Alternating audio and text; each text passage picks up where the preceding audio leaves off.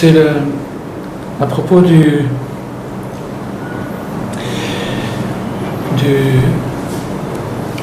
on dit la force de caractère, quelqu'un qui a une force de caractère, qui est capable de dire non.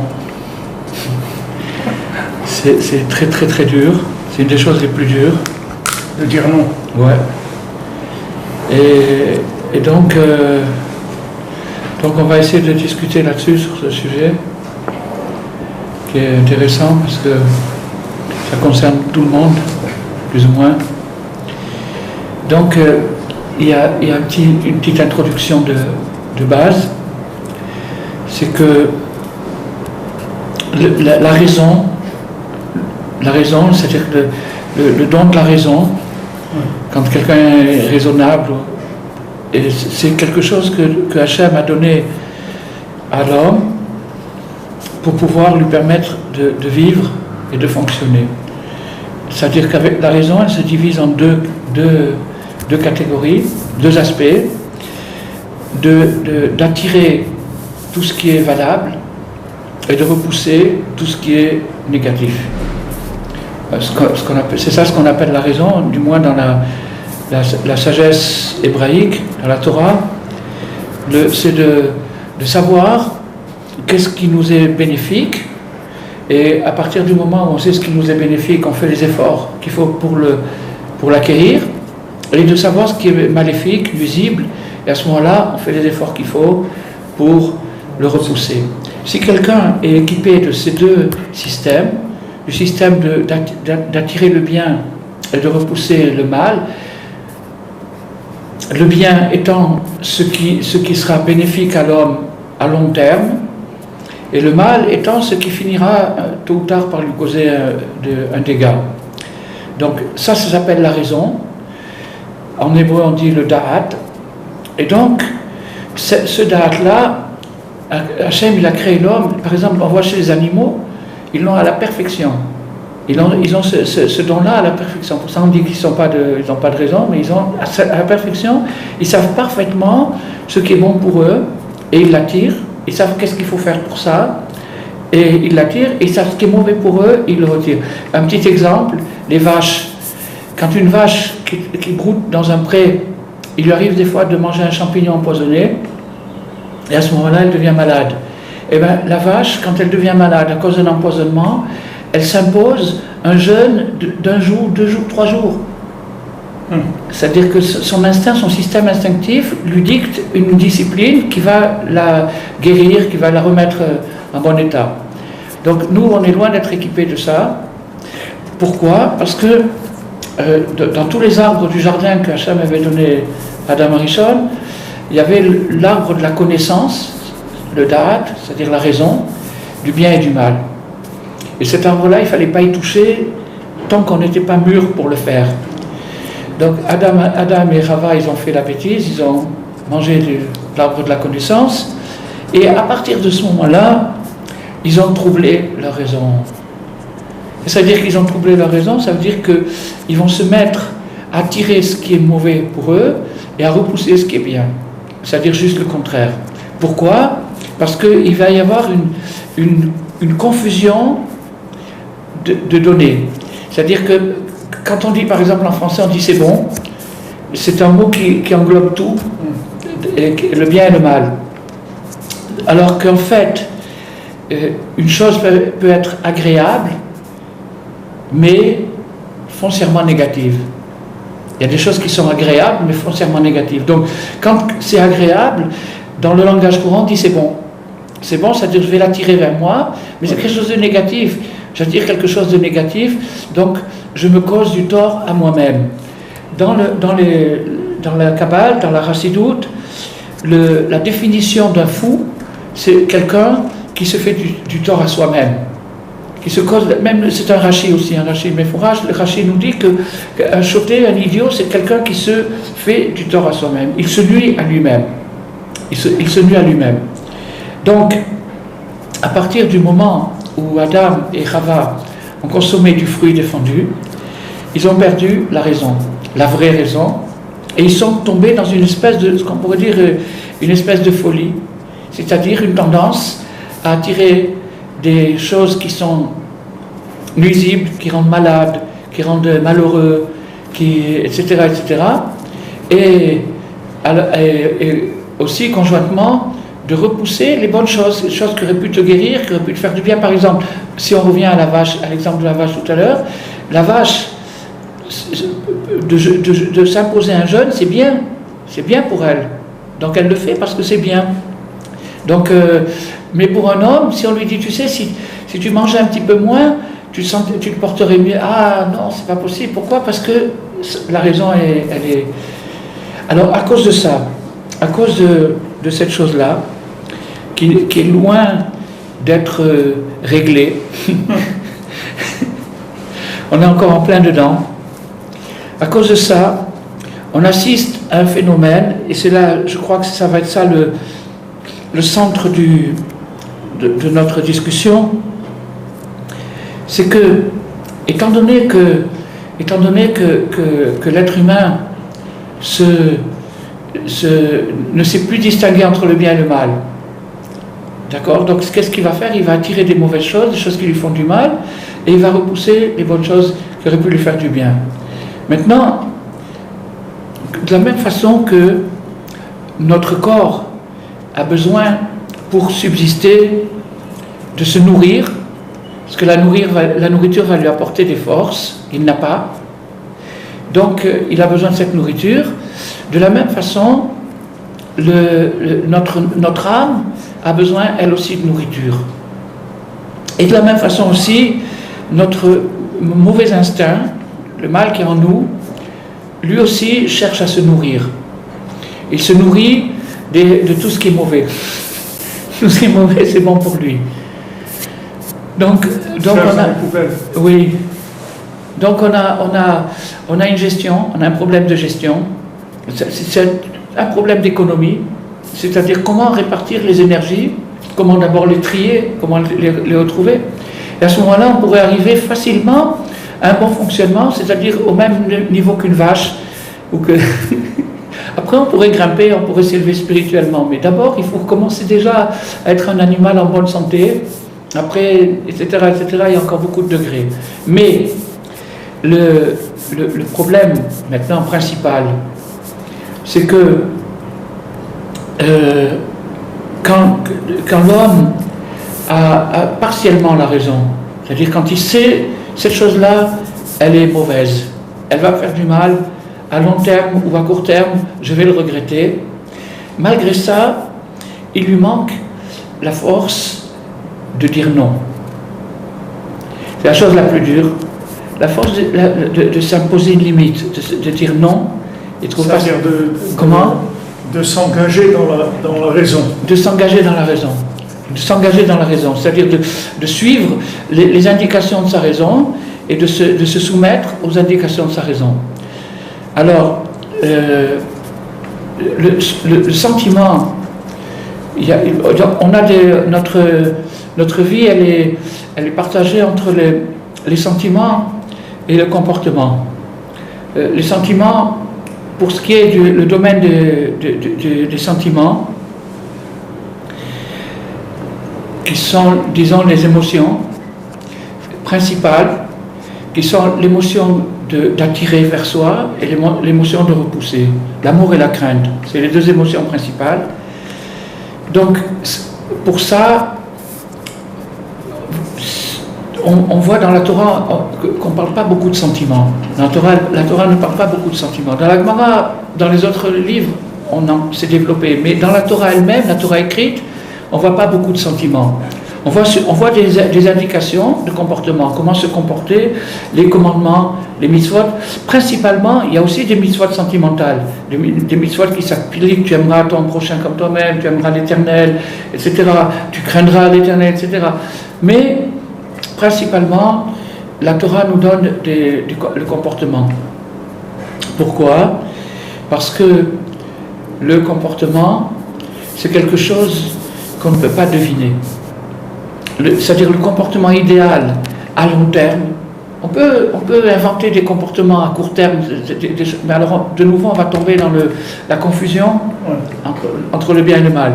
Mais le vrai comportement idéal qui permet à l'homme de se développer, d'atteindre son maximum, ça, on a besoin de la révélation. Parce qu'on a perdu, Adam, il avait cette conscience, elle a été perdue, donc la révélation. Par contre, les sentiments, on devrait pouvoir les gérer. Normalement, on devrait pouvoir les gérer. Parce c'est quelque chose qui est en nous et qu'on devrait pouvoir comprendre et qu'on comprend théoriquement. Maintenant, ce qu'on ne sait pas, c'est comment le faire. Mais théoriquement, on comprend qu'est-ce qui est bon, on le sent théoriquement, avec un peu de raison, voilà, tout simplement. L'âge de raison à 7 ans, on commence à comprendre qu'est-ce qui est bon et qu'est-ce qui ne va pas. La prudence, qui est le pas avant dire non. C'est-à-dire, même pas de rentrer dans une situation où je vais avoir besoin de dire non, parce que je sais que c'est déjà non. Je sens d'avance que c'est déjà non. Ça, c'est la prudence. Et cette prudence, c'est elle qui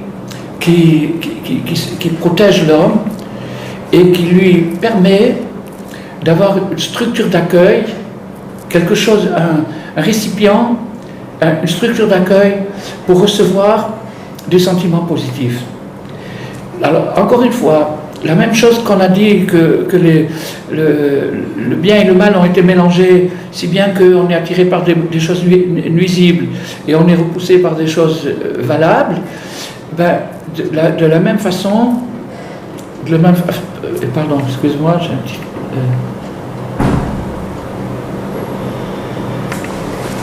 Bon, ça va. De la même façon, on va pas reconnaître ce qui est bien. C'est-à-dire de la même manière qu'on peut être attiré par des choses nuisibles, oui. On va être repoussé par des choses qui sont bien. Ouais. Ça va nous repousser. Ça va nous repousser. Donc ça c'est quand il y a une permutation. Maintenant, à partir du moment où Akadosh Baruch Hu, Dieu a donné la Torah au Mont Sinaï, il a donné le comportement. Et ce comportement, c'est les 613 commandements, qui est le comportement qu'on ne peut pas deviner d'aucune façon. C'est impossible de deviner, ça, Dieu l'a donné aux hommes. Par contre, les sentiments, c'est une chose qu'on peut développer par soi-même, mais naturellement, il y a un travail à faire. Et c'est ça le... Ça veut dire que les sentiments, ils pourraient nous indiquer la vérité. C'est-à-dire ils pourraient nous indiquer la raison, même si on l'a... Parce que tu dis que le comportement, il peut venir que d'Hachem. C'est-à-dire il n'y a que Hachem qui peut, les tzadikim, qui peut nous dire comment se comporter. Oui. Mais est-ce que maintenant, par un sentiment qui serait honnête et correct, et on pourrait découvrir le comportement, bien que le sentiment il rentre en action qu'une fois qu'on connaît le comportement, alors on va éduquer la sensibilité. Alors donc les sentiments, c'est-à-dire l'amour et la crainte, qui sont les deux sentiments principaux, et ils sont innés chez l'homme et ils font une structure d'accueil, c'est-à-dire c'est comme ça que par exemple quelqu'un, pourquoi la Gemara nous dit Derech Eretz Kedma la Torah? Parce que Derech Eretz, c'est l'éducation des sentiments, c'est-à-dire l'éducation de savoir dire non, de savoir dire oui quand il faut, de savoir dire non quand il faut, de savoir dire merci, de savoir s'il te plaît. Tout ça, c'est le Derech Eretz. Pourquoi Kedma la Torah? Parce que si quelqu'un veut s'amuser à sauter cette étape, il va devenir un monstre. S'il n'a pas une structure d'accueil, il va faire descendre des lumières, des inspirations, des visions, de la prophétie, etc. Mais ses sentiments ne sont pas droits. Alors à ce moment-là, il va avoir des comportements réellement monstrueux. Et c'est ce qui se passe. Et c'est ce qui se passe dans beaucoup de cas quand les gens veulent progresser spirituellement sans avoir assuré la base. Il y a une base d'abord à assurer, et tant qu'ils n'ont pas assuré la base, s'ils progressent spirituellement, on peut aussi, c'est très très simple, tout le monde connaît le yoga et tous ces trucs, on peut par certaines disciplines, par certains mouvements, par certains trucs, on peut arriver à des résultats, mais ces résultats, il faut qu'ils aient d'abord une structure d'accueil, c'est-à-dire une base, quelque chose sur quoi les mettre. Et s'il n'y a pas cette structure d'accueil, alors ça peut virer à la catastrophe. Ça peut virer à la catastrophe. Ça, c'est une base de prudence. Donc, maintenant... Commencer avec ça. Comment? C'est-à-dire le Derech Eretz, c'est le... Le Derech Eretz, c'est le Derech Eretz, c'est l'éducation de l'être, l'éducation de la chose la plus basique, l'éducation de l'être. Alors, à partir du moment où on peut éduquer quelqu'un à apprendre à s'efforcer dans le sens qui est positif et à repousser ce qui est négatif, à repousser ce qui est négatif, alors à ce moment-là, il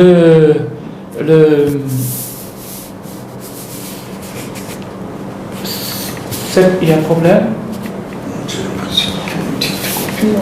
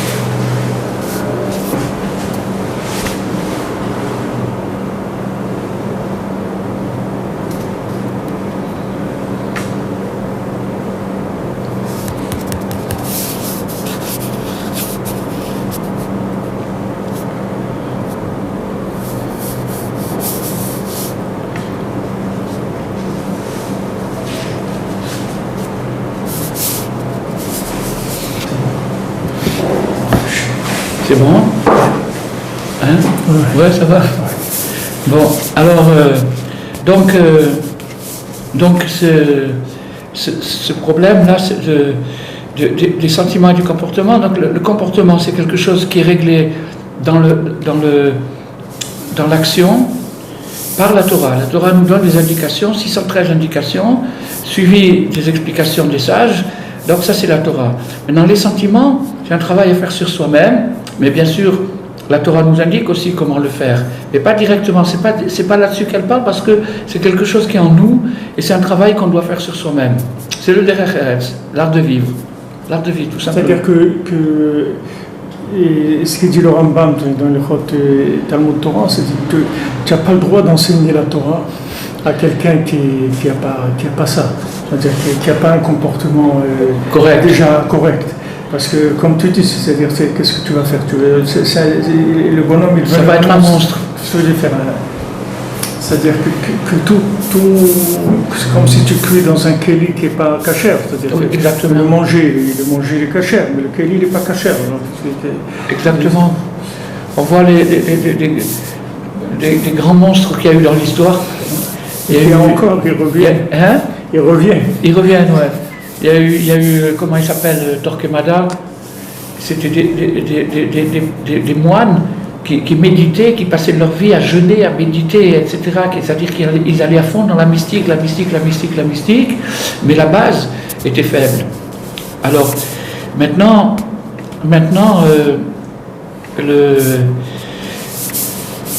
la personne qui a perdu la raison, c'est-à-dire qu'il ne sait plus qu'est-ce qui est bon et qu'est-ce qui est pas bon pour lui, automatiquement, il va cesser de se nourrir. Il ne va pas faire des actions qui lui apportent un enrichissement et une force, une énergie dont il a besoin. Il va cesser de se nourrir et donc son âme sera sous-alimentée. Et donc, son âme sera sous-alimentée, donc il n'aura pas la force de caractère, c'est-à-dire quand quelqu'un voit des gens extrêmement développés mentalement, intellectuellement et même spirituellement, qui sont capables de faire des dissertations des heures sur un sujet, et après, quand il y a une épreuve, ils craquent rapidement. Ils n'ont pas de force. Ils n'ont pas de force. Ils ne peuvent pas dire non. Non. Ils n'ont pas le... Non. Ils n'ont pas cette force de dire non. C'est dur de dire non quand il le faut. Alors, pour ça... C'est dur de dire non pour un fou, c'est-à-dire pour un inconscient, c'est-à-dire quelqu'un qui... C'est-à-dire Rabbeinu dit que celui qui écoute un chacham, alors il est plus fou. Un fou, s'il écoute un chacham. Il est plus fou. Alors il est plus fou. Parce que le chacham, il dit, voilà, les chaussettes, ça se met pas dans les mains, ça se met dans les pieds. Bon, d'accord, moi, d'après moi, c'est dans les mains. Mais si moi, je te fais confiance. Je vais le mettre dans les pieds. Voilà. C'est-à-dire que... Mais ça, c'est-à-dire que lui, il n'est pas conscient, lui, il ne sait pas distinguer du tout. Mais le fait que maintenant, il va se comporter d'après les normes qu'on lui dit, alors petit à petit, il va devenir normal. Il va commencer à devenir normal. Il va se comporter comportement. Ouais. Alors, maintenant, cette folie qui est tellement répandue dans le monde aujourd'hui, c'est-à-dire que les gens n'ont... Déjà, la majorité des gens ne savent pas trop ce qui est bon pour eux et ce qui est mauvais, même sur les points qu'ils savent, pertinemment, ça c'est pas bon et je devrais m'en passer, ils n'ont pas la force de caractère de le faire, parce que leur âme est sous-alimentée, elle n'a pas le répondant, elle n'a pas l'énergie qu'il faut pour dire non, ou pour dire oui, ça peut être l'un ou l'autre. Alors maintenant, on va rentrer dans quelque chose de très très intéressant.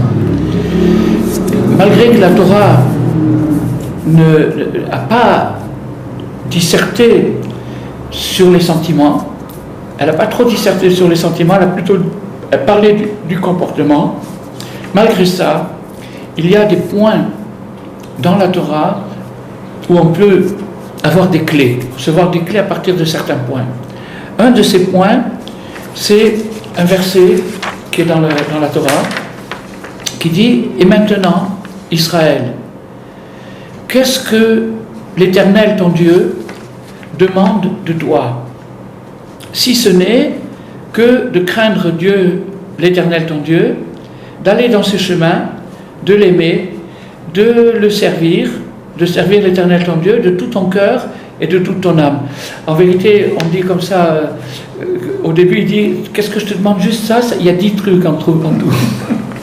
Mais, alors, et après ça continue, de garder ses commandements, et ses commandements secrets, tout ce que je t'enseigne aujourd'hui. C'est ça, c'est dans le Dvarim, Deutéronome 10, 12. Chapitre 10, verset 12. Donc, qu'est-ce qu'il nous dit le verset? Et maintenant, Israël, qu'est-ce que l'Éternel demande de toi, si ce n'est de le craindre? Donc, de le craindre, ça veut dire de craindre, de redouter, de faire une action qu'il ne faudrait pas faire. C'est-à-dire de ne pas être capable de dire non au bon moment. C'est la seule chose que Dieu nous demande, c'est il nous demande seulement d'être capable de dire non au bon moment. Alors, le Talmud lui-même pose la question, il nous demande juste ça, c'est la chose la plus dure au monde. Juste cette petite chose. Alors Rabbi Nathan, il répond, d'après la Gemara nous dit que est-ce que la crainte, c'est-à-dire la capacité de refuser, de dire non, est-ce que c'est quelque chose de facile pour dire il te demande juste ça? Alors la Gemara dit non, oui, pour Moshe, c'est quelque chose de facile. Alors Rabbi Nathan il dit, mais le verset il ne parle pas à Moshe, il parle à Israël, il parle au peuple juif, il ne parle pas aux leaders, aux tzaddik, aux plus grands, il parle à l'homme du commun. Et il lui dit, je te demande juste une chose. Alors la Gemara elle répond, in legabé Moshe, miltazou, c'est ça. Oui, pour Moshe c'est quelque chose de facile. Alors la question qui se pose, c'est la Torah ne s'adresse pas à Moshe, la Torah s'adresse à l'ensemble du peuple. Alors pourquoi nous dire que c'est... Alors Rabbi Nathan donne une explication extraordinaire. Il dit, les Gabé Moshe, c'est-à-dire par rapport à Moshe, ça veut dire pour qui se situe par rapport à Moshe. Pour qui est attaché à Moshe, c'est-à-dire au tzaddik, la personne qui est attachée au tzaddik, pour elle, ça va devenir facile. Facile, disons faisable. Voilà. Donc ça va devenir quelque chose de faisable, d'envisageable. Alors que, en dehors de ça, la tâche est énorme d'arriver à renoncer aux choses qui nous attirent. Pourquoi? Parce que dans notre tête, on a interverti les notions, le bien, l'agréable, le mal, le désagréable. Tout ça, par exemple, quelqu'un, ça c'est mauvais. Pourquoi c'est mauvais? Parce que c'est pas bon pour le palais. C'est pas ça du tout le critère. Le critère de la nourriture, c'est pas ça du tout. Donc, maintenant, la Torah dit, maintenant, Dieu ne te demande qu'une seule chose, c'est de le craindre. Puis après, il y a encore 9 autres choses. Mais cette chose-là, alors la réponse pour cette question-là, elle est très jolie. La réponse, c'est que toutes les autres choses sont incluses dans la première. Si tu arrives à avoir la prudence, c'est-à-dire de savoir garder une distance par rapport à un acte, tant que c'est pas clair que c'est valable, alors automatiquement tu auras tout le reste. Tout le reste, il s'en suivra. C'est le début de la sagesse, ça contient toute la sagesse. Alors, donc c'est un verset.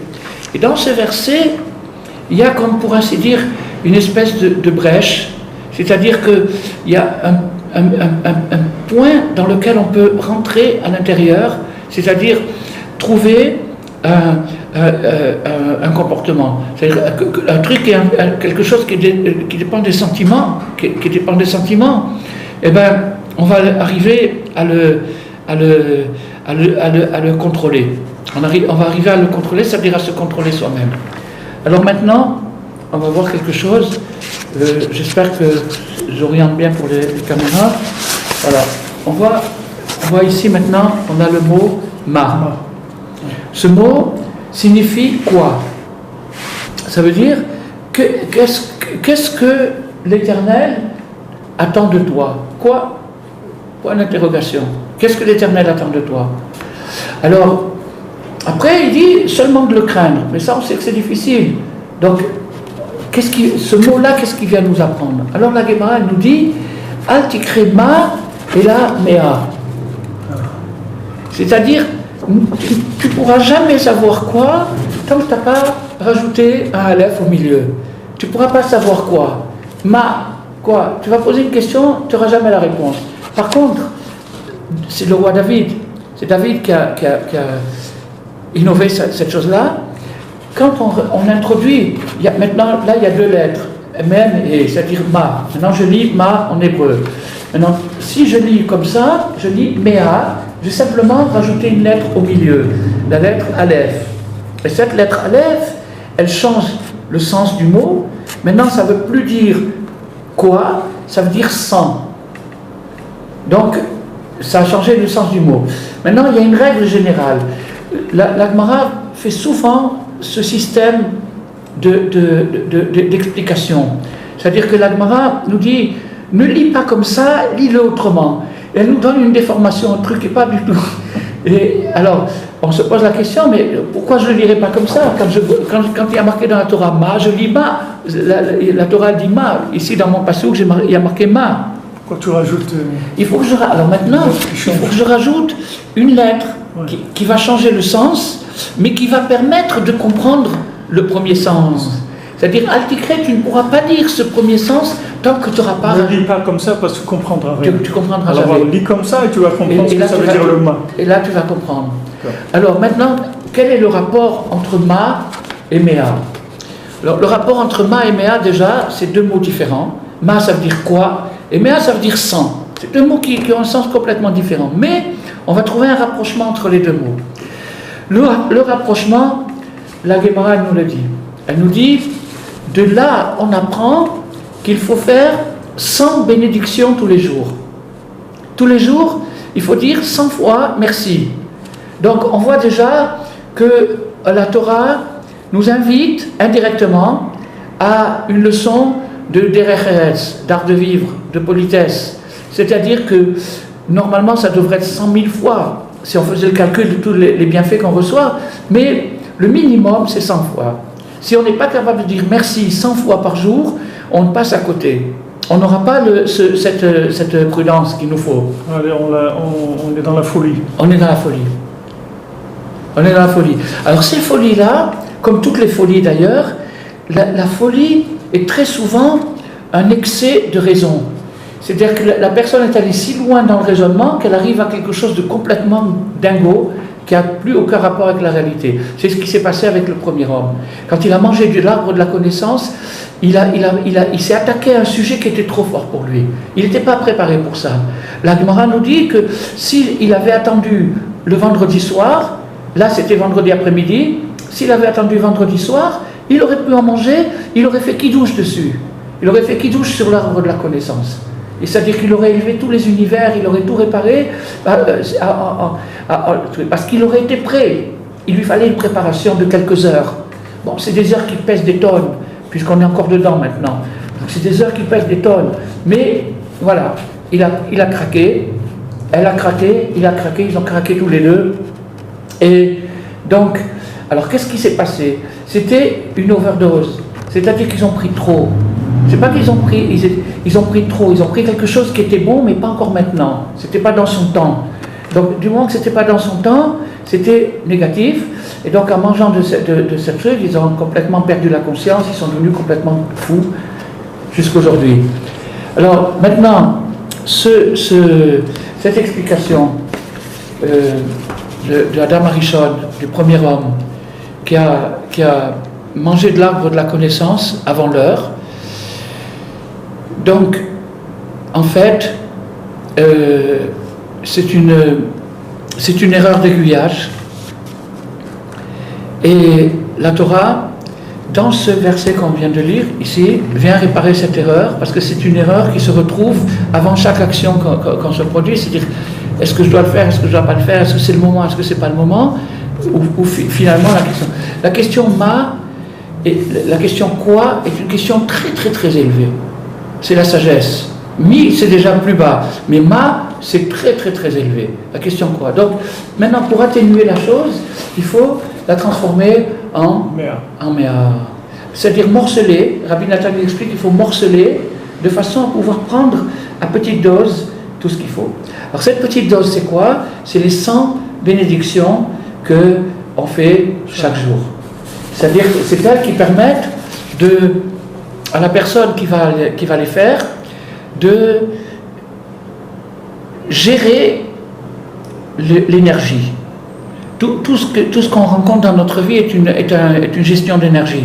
Donc automatiquement, quand on va manger, quand on va boire, quand on va parler, quand on va marcher, quand on va travailler, quand on va se reposer, ça sera toujours des questions d'énergie. Donc les bénédictions sont des capacités de gérer son énergie d'une manière correcte et d'une manière que ça soit à sa place et que ça soit bénéfique. On sait qu'une chose qui est bonne, a priori, elle est bonne dans une certaine mesure. Si on dépasse la mesure, elle cesse d'être bonne. Alors, les sages nous ont dit, c'est David Améler, le roi David, c'est lui qui a institué les 100 bénédictions. Il a dit, la porte d'entrée dans la Torah, c'est ce petit aleph là qu'on vient d'ajouter, c'est la porte d'entrée dans la Torah. Parce que ma, les manger, c'est l'arbre de la connaissance du bien et du mal. Là, c'est l'attitude par rapport à cet acte, c'est l'attitude. Je ne pourrais pas trouver la réponse. Il me faut méa. Il faut que j'amène ces méa brachot. Pourquoi? Parce que les 100 actes de reconnaissance que l'homme va exercer chaque jour, quand il va manger, quand il va boire, quand il va se comporter, etc., ça va travailler sur son esprit. Il va acquérir une façon d'aborder les choses qui lui permettra, le moment venu, de refuser s'il faut refuser ou d'accélérer s'il faut accélérer. Maintenant, il y a quelque chose de très très bizarre, c'est que le Talmud, qui est quelque chose de gigantesque, ça a été écrit pendant 800 ans, C'est les plus grands cerveaux qui existaient sur Terre, qui se sont concentrés pendant 800 ans pour sortir le Talmud. Donc c'est quelque chose de fabuleux. Tout le Talmud qui nous parle de tout, nous parle de tout, tous les actes de la vie, la Torah et les mitzvot, mais aussi le comportement. Il y a des agadotes, il y a tout, il y a des secrets, il y a des recettes, il y a de tout dans le Talmud. Mais tout le Talmud commence par le traité des bénédictions. Alors, la question qui se pose, c'est que 800 ans de travail pour arriver à un ordre comme ça, on pourrait dire par exemple, parle de Yom Kippour, ou parle du respect de la vie, ou de la naissance, ou du Shabbat, ou des choses comme ça. Pourquoi le Talmud, la porte d'entrée dans le Talmud, c'est les bénédictions. Pourquoi? Parce que c'est la prise de conscience. La prise de conscience, elle va... C'est la mise en condition, cette prise de conscience, c'est la mise en condition pour aborder tout le reste de la Torah. S'il y a cette prise de conscience, c'est-à-dire si quelqu'un est capable de remercier, de dire merci, c'est le derech eretz, c'est la moindre des politesses, qu'il est capable de dire merci, à ce moment-là, il est capable de digérer le reste, d'aborder le reste et de le digérer éventuellement. S'il n'est pas capable de dire merci, il n'y a rien à faire. Il va faire fausse route, il va se perdre dans un labyrinthe. Alors, maintenant, cette chose-là, ce qu'on a étudié maintenant, c'est quelque chose qui est... Bon, c'est de la théorie, on peut dire que c'est de la théorie, alors bon, c'est très bien, encore une théorie, etc. Mais pas du tout. C'est aussi de la pratique. C'est-à-dire c'est quelque chose que tout être humain peut faire là où il se trouve à son niveau. À son niveau, chacun de nous, là où on est, on peut commencer aujourd'hui. On peut commencer maintenant, je vais donner maintenant un exercice qui est issu des paroles des sages, du Talmud, des explications. Comment faire un exercice de prise de conscience. Une prise de conscience qui me permet à ce moment-là d'acquérir la prudence, de développer la prudence instinctive, de l'éduquer et d'arriver à un comportement beaucoup plus valable pour moi. En fait, ce que tu veux dire, c'est que la folie ou la raison, ça dépend de la considération plus ou moins exacte des choses. Oui. C'est-à-dire que si tu connais l'importance de cette chose-là, oui. Alors ça y est, c'est-à-dire que tu es plus fou. C'est-à-dire c'est quelqu'un qui ne connaît pas l'importance de la chose. Oui, disons, à condition que cette prise de conscience soit installée. Et le mot Yishuv Hadat en hébreu qui veut dire la prise de conscience, ça veut dire Yishuv, c'est l'installation. Tant que l'installation se trouve dans la tête, ça ne vaut rien du tout. Non, ça c'est sûr. C'est une grande théorie. Non, mais ça ne s'appelle pas... Non, ça ne s'appelle pas la pleine conscience. Mais ça s'appelle une connaissance. C'est-à-dire il sait si tu lui dis est-ce que c'est bien de voler, il va dire non, bien sûr que non, etc. Et comment tu as fait le truc? Tu sais. Moi, tu fais que ça. Voilà. Non, mais ça c'est pas la même chose. Alors donc, c'est une prise de conscience qui est fictive. Quand la prise de conscience est réelle, effectivement, ça il n'y a plus de problème, la personne cesse d'être folle. Quand tu dis merci, oui. Ça veut dire que tu as conscience qu'on t'a donné quelque chose. Oui. C'est ce que dit la Gemara, elle apprend le Birkat Hamazon et les Brachot. Oui. Elle dit Birkat Hamazon, c'est Midoraita. Oui. C'est-à-dire que tu as mangé, oui. Tu dois remercier. Oui. Et d'accord, tu as mangé, oui. Alors dis merci. Oui. Elle dit si maintenant tu dis merci quand tu as mangé, encore plus tu dois dire merci avant que le manger vienne. Oui. Tu te comprends tout seul. Oui. Tu vois, ça, elle ne te le dit pas là. Non. Elle te dit Achalta le Savarta ou Brachta. Oui. Elle ne te dit pas de bénir avant. Avant. La Gemara te dit mais c'est pas shoot. Si après que tu as mangé, tu dis merci. Alors quand tu amènes le manger, à plus forte raison. Mais ça c'est un exemple. C'est l'exemple idéal. Et c'est pour ça que la Gemara, le Talmud Bavli, et Yerushalmi aussi, il commence par ça, par traiter ce problème de la reconnaissance. C'est le premier problème de la vie. C'est-à-dire que s'il y a ça, il y a tout le reste. Alors donc maintenant, on va voir comment on peut ramener ça dans la réalité de chacun et de chacune, à chaque moment de la vie, comment faire entrer ça dans la réalité. Alors, il y avait un rave que j'ai connu, c'était le rave Segal de Manchester. Il était le Rosh Yeshiva de Manchester. C'était un homme qui était considéré comme être un des 36 tzadikim de la génération. J'ai eu le mérite de le connaître, de parler avec lui. C'était un homme extraordinaire. Et il n'y a pas longtemps, je feuilletais un livre en anglais et j'ai vu que c'est lui qui avait écrit la préface de ce livre. C'était un livre sur les bénédictions. Alors j'ai lu cette préface et ça m'a émerveillé, c'est pour ça que je voudrais le partager avec tous nos amis, et partager cette chose-là. Il a dit maintenant, la qualité de prudence, c'est-à-dire la qualité de prudence qui est le début de la sagesse, c'est-à-dire c'est le début de la conscience, c'est-à-dire que s'il n'y a pas de prudence, il n'y a pas de conscience. Un inconscient, il perd ce qu'on lui donne. Et c'est où choter, quel est l'idiot? Celui qui perd ce qu'on lui a donné. Donc cette prise de conscience, c'est ça qui, c'est la prudence, la crainte, la peur de faire un faux pas, de faire une erreur, la peur de commettre une erreur. Mais naturellement, une peur saine et non pas maladive, une peur saine. Donc maintenant, comment arriver à ça? Alors il explique, ce Rav Segal, il explique que c'est en faisant des bénédictions, en faisant des brachot, en faisant les bénédictions, par exemple sur un verre d'eau, sur une pomme, sur quelque chose, de faire une bénédiction. Pourquoi?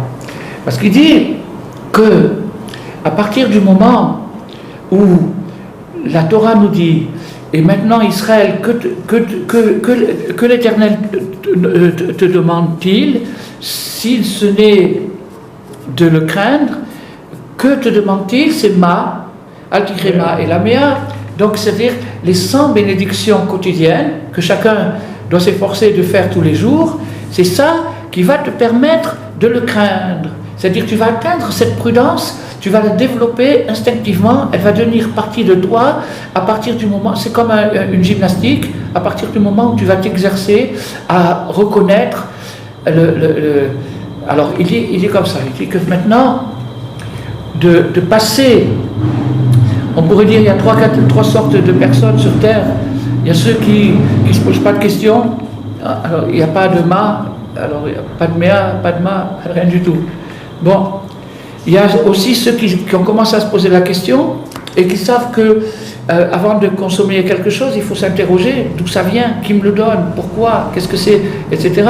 Donc ça, c'est une prise de conscience. Alors, mais elle est faite machinalement, d'une manière routinière et d'une manière qui n'est pas consciente finalement. C'est juste un automatisme.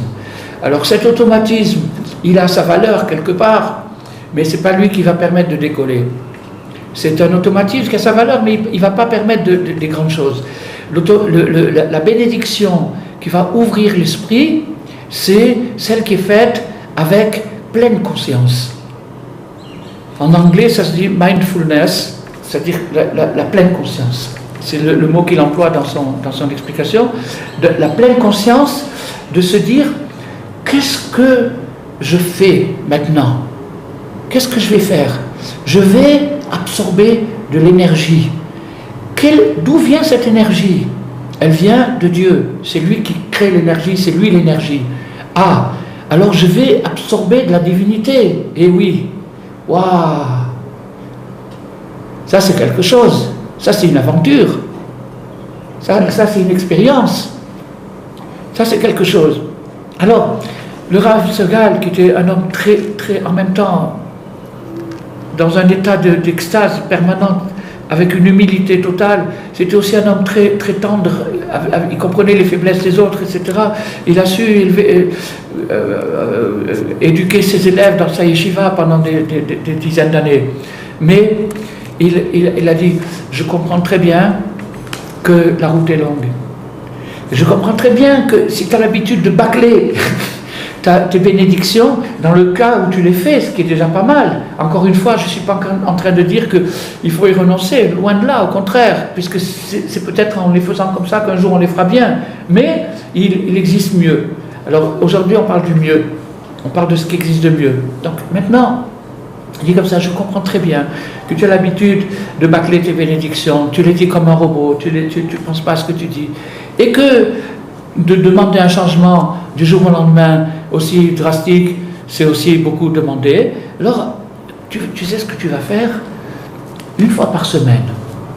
Commence avec une fois par semaine. Et là, il ramène de Rabbi Chaim de Volojine, il ramène le machal, il dit qu'il y avait une fois un maître qui a dit à son serviteur, tu vas maintenant monter en haut de cette échelle. Alors le serviteur il a commencé à monter, puis après il s'est fatigué, il s'est reposé, il s'est assis, il s'est reposé. Il a dit quoi, qu'est-ce que tu fais, dépêche-toi, je t'ai dit de monter, etc. Alors il explique, Rabbi Chaim de Volojine lui explique, il t'a pas demandé d'arriver en haut, il t'a demandé simplement de toujours continuer à monter. Il t'a pas dit d'arriver en haut. Donc ce qu'il faut c'est progresser. Donc il donne maintenant le moyen de progresser. Il dit comme ça, une fois par semaine, lui il recommande le Shabbat, de s'entraîner à faire 2 ou 3 bénédictions correctement. Qu'est-ce que c'est dire correctement? Mindfulness, avec pleine conscience. Qu'est-ce que je suis en train de faire maintenant? Qu'est-ce qui se passe? Qu'est-ce que c'est que ça? Oh, je vais manger quelque chose, je vais rentrer quelque chose dans moi, et qu'est-ce qui va se passer? Ça va me donner des forces, ça c'est la prise de conscience. Alors quand l'homme fait les choses comme ça, qu'est-ce qu'il fait? Il acquiert sa conscience. Il acquiert sa conscience, et cette conscience-là, c'est le da'at. Cette conscience-là, elle va petit à petit s'installer dans son vécu quotidien. Et alors il dit une chose extraordinaire, il dit, c'est comme ça qu'il va apprendre à se poser la question, avant de parler, qu'est-ce que je vais dire maintenant? Qu'est-ce que je vais dire? Qu'est-ce que tu vas raconter là? Mais qu'est-ce que tu vas dire maintenant? Alors, une personne qui se pose cette question, il a déjà la réponse dans la plupart des cas. Encore une fois, pourquoi? Parce que les sentiments, c'est quelque chose inné, c'est instinctif. On sent bien quand on va dire des choses, des ragots, des choses comme ça qui sont inutiles ou qui risquent de faire de la peine à quelqu'un, etc. On sent bien que c'est pas clair. Alors, il va développer ce sentiment-là. Il va le développer si bien qu'avant de parler, il va se poser la question, qu'est-ce que je vais dire? Et si quelqu'un arrive à ce degré-là, alors il dit, celui-là, ça y est, il atteint la raison, il atteint la crainte d'Hachem, il atteint l'harmonie, il arrive à... Alors, il dit que non seulement dans le domaine de la parole, qui est le domaine essentiel, le domaine de la parole, c'est le domaine essentiel dans la vie d'un homme, qui va acquérir ce réflexe de réfléchir avant de parler. Il y a si peu de gens qui le font, pourtant c'est tellement simple.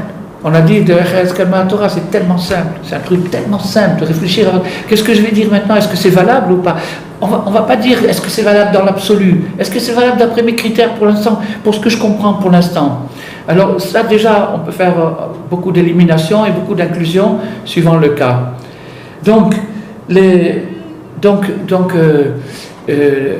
la bracha, alors ça c'est, là j'ai parlé simplement sur le plan humain, le plan émotionnel, le plan psychologique, comment un homme peut arriver à développer une force de caractère jusqu'à pouvoir dire non à quelque chose qui est négatif parce qu'il s'est entraîné à prendre conscience avant de faire, à être présent à ce qu'il fait maintenant, de savoir tout simplement avec la plus grande simplicité, je suis là devant une table, il y a une pomme devant moi, ma main prend la pomme et je vais la manger. C'est vraiment pas du chinois, c'est quelque chose que tout le monde peut comprendre. Alors là, on arrive à un degré où la personne peut arriver petit à petit au Mea Brachot, c'est-à-dire si quelqu'un arrive il dit, mais c'est des échelons, il y a toute la vie pour y arriver, mais si quelqu'un arrive à 10 brachot par jour, 15 brachot par jour, ou 20, mais c'est complètement un autre, c'est un extraterrestre, c'est plus un être, et pourtant c'est tellement simple. C'est comme ça que le Talmud Babli nous introduit à la vie. Il nous amène à la vie par le chemin le plus simple, le plus court. Alors maintenant, ça c'est sur le plan psychologique, sur le plan humain. Sur le plan mystique, on a, dans le Aleph qu'on a introduit dans le Ma, on a un point supérieur et un point inférieur. Alors ça s'appelle Brecha Eliona, et ça c'est Brecha Tartona, et ça c'est le canal qui conduit de la Brecha Eliona jusqu'à la Brecha Tartona. Qu'est-ce que ça veut dire tout ça? Bon, je vais le traduire en français. C'est-à-dire que maintenant il y a un réservoir supérieur et un réservoir inférieur. Le réservoir supérieur, c'est l'énergie virtuelle, et le réservoir inférieur, c'est l'énergie active dans la réalité. Et ça, c'est le passage. Donc, par la bénédiction, on fait un transfert d'énergie virtuelle dans l'énergie actuelle, c'est-à-dire qu'on se recharge. On se recharge, on devient fort. On arrive à trouver les forces là où beaucoup de gens ne les trouvent pas. On voit que, en fait, Rabbi Chaim Vital, qui était le principal disciple du Harizal, Rabbi Chaim Vital, un jour, ils lui ont demandé son secret. Comment t'es arrivé à tout ça? Il a écrit les huit portiques de la Kabbalah, de quelque chose de... Pour vous donner juste une petite idée de ce que c'est que le Rabbi Chaim Vital. Rabbi Chaim Vital, le Gaon de Vilna, il a dit que toute la Kabbalah, toute la science ésotérique n'est parlée que par images. Tout est des images. Maintenant, il faut les déchiffrer. Et celui qui ne sait pas les déchiffrer, celui qui n'a pas le code, eh ben, il répète des trucs comme ça, mais il n'est pas initié. Un initié, c'est celui qui sait le nimshal, c'est-à-dire que le signifier. Qu'est-ce que ça signifie, cette image? Le Gaon de Vilna, quand il a étudié, il s'est mis à faire de la Kabbalah, il a commencé à étudier les 8 portiques de Rabbi Chaim Vital. Il a dit, je me demande si lui, il sait ce qu'il écrit. Est-ce qu'il connaît le signifié? Il parle d'un machal, de choses. La Kabbalah ne parle que de c'est une parabole. Une immense parabole composée de milliers de petites paraboles. Cette parabole, il faut savoir qu'est-ce qu'elle signifie. Est-ce que lui-même qui a écrit tout ça, est-ce qu'il savait? Il s'est posé la question pendant assez longtemps, jusqu'au jour où il a compris que Rabbi Chaim Vital était tellement malin qu'il a su cacher qu'il savait la chose. Il a su écrire d'une façon que tu peux t'imaginer qu'il ne comprenait pas la chose, mais en vérité il comprenait très bien. Et donc il y a eu quelques initiés dans les temps qui connaissaient le Nimshal de la Kabbalah. En attendant, j'ai perdu mon fil encore une fois. Non, tu veux dire comment il est arrivé Rabbi Chaim Vital? Ah oui, comment Rabbi Chaim Vital est arrivé à une telle sagesse de pouvoir écrire 8 ouvrages monumentaux, des choses... Et alors ils lui ont demandé la question, quel est ton secret? Comment tu es arrivé à ça? Il a dit, parce que j'ai toujours soigné mes bénédictions. J'ai toujours fait attention quand je bois, quand je mange, quand je fais, de faire ma bénédiction correctement, c'est-à-dire avec présence d'esprit, en pensant à ce que je fais, et c'est ça qui m'a ouvert toutes les portes. Donc ça c'est une chose qui est possible pour tout le monde, une fois par semaine, de faire une bénédiction, une ou deux, le Shabbat. Lui, le Rav Segal, il suggère, il propose le Shabbat, de se dire une bénédiction à Motsi ou une autre, je vais la faire en pensant vraiment à ce que je fais. Ça prend au maximum, même pas une demi-minute, dans la semaine, une demi-minute. Et après, il faut monter un échelon, et encore un échelon, et encore un échelon, et avec le temps, il va pouvoir arriver, espérons, qu'il arrivera à faire ses 100 bénédictions. Quand il arrivera à ses 100 bénédictions, il n'y a plus de problème. Mais tant qu'il n'est pas là-bas, il doit continuer. Maintenant, qu'est-ce qui se passe si jamais il retombe? Il y a beaucoup de méthodes comme ça, on parle de méthodes, etc. Des méthodes, il faut recommencer à zéro. Quand on retombe, on repart à zéro. Ça, c'est la base de Rabbeinu. Quand on retombe, on repart à zéro, on recommence encore une fois. Et si quelqu'un a l'obstination, l'entêtement de continuer malgré tout, de cette prise de conscience devant une action simple, réalisable par tout le monde, il peut arriver au plus grand degré, mais d'une manière équilibrée.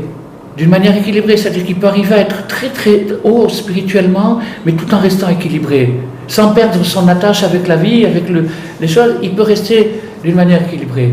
Ça, c'est le chemin qui nous est montré. Alors maintenant, cet acte-là de bénir la bracha, sur le plan, on l'a vu maintenant sur le plan spirituel, en approfondissant encore un petit peu plus, le Baal Shem Tov nous dit que il y a dans les aliments des habitants. Il y a des habitants. Des résidents. Hein? Des résidents. Des résidents dans les aliments. Et ces habitants sont des particules spirituelles d'âmes qui peuvent être des âmes humaines qui viennent migrer dans cet aliment. Et quand on fait, donc cette âme qui se trouve dans la matière est prisonnière de la matière. Elle souffre énormément, c'est quelque chose de très dur. Jusqu'à ce que quelqu'un vienne et la libère. Quand quelqu'un va faire la bracha, quand il va faire la bénédiction, il va libérer cette énergie qui se trouvait prisonnière. Et le Baal Shem Tov va plus loin que ça. Il donne une image, il dit qu'elle est recroquevillée comme un prisonnier dans un cachot, exactement. Un prisonnier dans un cachot, elle est recroquevillée, et à partir du moment où quelqu'un vient et fait une bénédiction consciente sur cet objet, sur cet aliment, alors à ce moment-là, cette âme-là sort, et le premier bénéficiaire, c'est la personne qui a fait la bénédiction. Et c'est pour ça que ça s'appelle une bénédiction. Bénédiction, en français, la racine du mot veut dire bien dire. Bien dire. Bénir, c'est bien dire. Donc, quelqu'un qui a bien dit, il a bien dit que Dieu crée Rabbi Nathan dit, que ça veut dire pourquoi toutes les bénédictions sont au présent, alors que l'aliment, il existe déjà depuis longtemps. Pourquoi on dit Boré Periaetz ou Boré Amotzi Lechem Minaret? Parce que, au moment où tu fais la bénédiction, tu crées la chose. Elle prend tout son sens. Avant ça, elle était banale. Elle était banale. Elle n'avait pas de signification. À partir du moment où tu prends conscience de l'amour d'Hachem, qui t'a donné quelque chose, on dit dans le Birkat Hamazon, Bechen, Bechesed, Urachamim, qu'est-ce que ça veut dire Bechen? Avec du charme, avec une esthétique. Hachem, il aurait pu faire les pêches qui sont plates et carrées. Si on demandait à un ingénieur de faire une pêche, il ferait un truc carré, un truc et ça. Hachem, il a fait avec du chêne, il y a des couleurs, il y a des odeurs, etc., etc. Avec du chêne. Alors, appréciez cette chose-là, appréciez la bonté, appréciez la splendeur, appréciez la sagesse qu'il y a dans ces choses-là, donne le sens à l'objet, libère l'énergie captive qui se trouvait dans l'objet, et à ce moment-là, la personne qui a fait la bénédiction va se trouver renforcée. Et plus elle se retrouvera renforcée, plus elle ira dire non, c'est pas le moment. Pour quelqu'un, par exemple, on parle des addictions, des choses comme ça, c'est très courant de nos jours. Donc, la capacité d'être capable de se limiter, de dire non, elle peut commencer d'une manière très agréable en faisant des bénédictions. Ouais. Très, très agréable, très simple, à la portée de tout le monde. Quelqu'un peut dire, mais moi je suis nerveux, je suis un grand nerveux. Ou il peut dire, je suis tordu, je suis obsessif, ou je suis impulsif, ou compulsif, ou il peut se trouver tous les trucs. D'accord, tout ce que tu veux, impulsif, compulsif, tout ce que tu veux, mais prends une fois par semaine une pomme ou un fruit que tu aimes, et fais la bénédiction, et ta vie va changer. Les bénédictions, Rabbi Nathan dit que c'est le sens de la prière. Toute la prière, c'est de la reconnaissance, de reconnaître, de dire merci. Alors, voilà ce qu'on peut dire pour aujourd'hui. C'est ça qui sort de la folie, c'est-à-dire ça fait sortir la personne. Oui, ça guérit. Ça guérit. C'est une méthode qui fait. C'est vrai que souvent des rabbinim ils disent comme ça, quelqu'un vient, il a beaucoup de problèmes, ils disent ça, il fait les brachot. Exactement. Exactement. Je me rappelle, tu nous avais dit pour le gendre de Rav Gershon, tu te souviens que Rav Gershon, le gendre qui est un Breslever. Oui, je le connais. Alors tu dis que Rav Gershon, il était très très impressionné de comment il faisait les brachot. Ah ouais. il n'a jamais vu ça, il n'avait jamais vu ça. C'est magnifique. Jamais vu ça. C'est un homme qui est dans une madriga. Je l'ai revu il n'y a pas longtemps. Je suis même dans la famille. Donc automatiquement avec Rav Gershon aussi. Voilà. Alors bon, il y a encore, à part ça, dans les 100 brachot, pourquoi 100? Alors là, il y a des calculs kabbalistiques, mais on ne pourra pas aujourd'hui rentrer là-dedans. Il y a un code de Kabbale qui s'appelle Haïk Bechar. Haïk Bechar, c'est les unités, dizaines, centaines. Alors, unité, dizaines, centaines, pour le 1, ça fait 1, 11, 111. Non, oui, non, 1, 10, 111. Après, 2, 22, 222, 3, 33, 333, 4, etc., etc., jusqu'à 9, 90, 900, c'est-à-dire 999, et là, ça revient à Aleph, c'est-à-dire au Madhu. Alors ça, c'est les Me'abrachot. Donc, ce Haïk Bechar, il nous explique, les kabbalistes, ils nous expliquent que c'est le sod des 100 bénédictions. Parce que quand on fait 100 bénédictions, on va donner le Maaser au Lévi, et le Kohen, il va prendre Maaser Mina Maaser. Donc il va y avoir une distribution parfaitement inégale, mais ça n'a pas d'importance parce que c'est en qualité, c'est pas en quantité.